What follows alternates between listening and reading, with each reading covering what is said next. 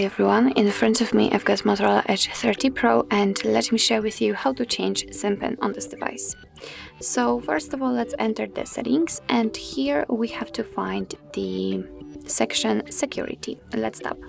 Now let's scroll down until you'll find the SIM card lock option. Let's tap on it, and as you can see on the second position we've got change SIM pin option, so let's tap. Here we have to enter our current pin, so let me enter it and tap on OK. And right now we can finally enter new one. So just come up with any idea of numbers combination you want to. Just tap on OK after entering, and here we have to retype it in order to confirm. And as you can see, we've got the information that the SIM pin has been changed successfully, which means that whenever you will restart your device with the SIM card inserted, then you will have to enter the new pin. So actually this is it. This is how to change the SIM pin in your Motorola Edge 30 Pro.